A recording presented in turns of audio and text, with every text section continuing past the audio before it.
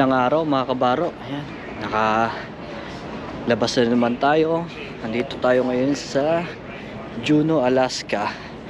At samahan nyo ako i-explore ang lugar na ito. Tara guys, libutin natin. Ang lungsod at borough ng Juneau na mas karaniwang kilalang bilang Juneau ay ang kabiserang lungsod ng estado ng Alaska ng US, matatagpuan sa Gatineau Channel at sa Alaskan Panhandle. Ito ay isang pinagsama-samang city-borough at ang pangalawang pinakamalaking lungsod sa United States ayon sa lugar. Ang Juneau ay pinangalan ng kabisera ng Alaska noong 1906 nang ang pamamahalan ng noon ay distrito ng Alaska ay inilipat mula sa Sitka. Ang lungsod ay hinihimok ng turismo dahil ito ay isang pangunahing hintuan para sa mga cruise ship na naglalakbay sa Alaska. Kilala rin ang Juneau sa masaganang wildlife nito. Guys, nandito na ako sa downtown ng Juneau, Alaska. Yan, kita nyo, maraming tindahan. Ito, tindahan ng jewelries. Yan, ice creaman. Tsaka ayan, mga damitan, tindahan ng mga souvenir, meron din. Yan, dami, halos tabi-tabi lang mga tindahan dito. Yan, ikutin lang natin. Yan, maganda rin yung ano dito, mga souvenir shop, dami rin makikita dito.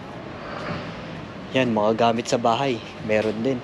Mga kabaro, yan, meron ako nakita ditong souvenir shop na mukhang naka-excite. Tignan ko ano yung mga nasa loob nito. Tara, pasukin natin yung loob ng tindahan.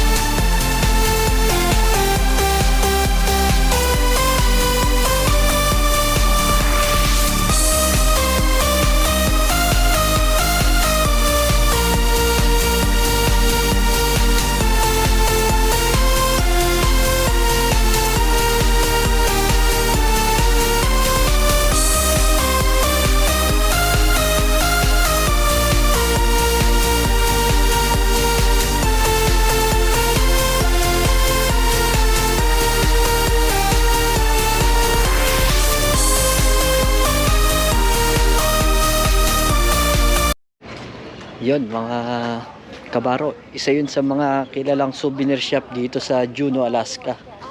Kaya pag napasyal kayo, daanan nyo, marami kayong makikitang souvenir na pang pasalubong sa bahay at yung mga tribes nila dito sa Alaska. Nakita nyo naman kung gaano kagaganda at gaano karami yung mga pagpipilian ninyo. Madami ding mga tanawin na puno ng walang katapusang kabundukan, malalim na mountain ford at malalawak na glacier. Ang pinakamahusay na oras upang bisitahin ay sa mga buwan ng tag-init. Ang mga buwan ng tag-araw sa Juneau ay mula Mayo hanggang Setyembre.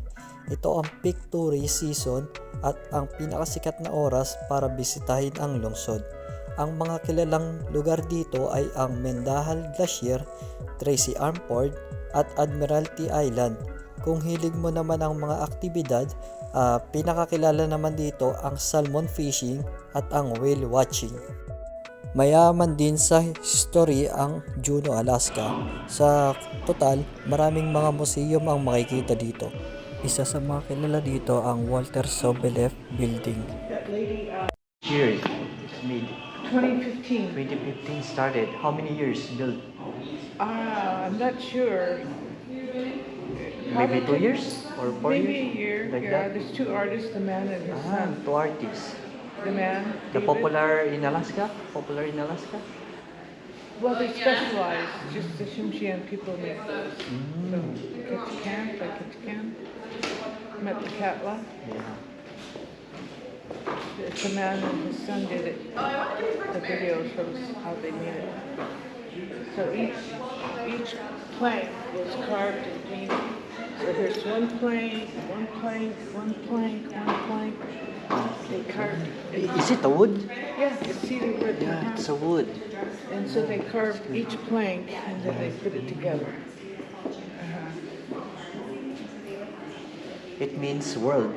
I'm right? This is a mala holding up the world.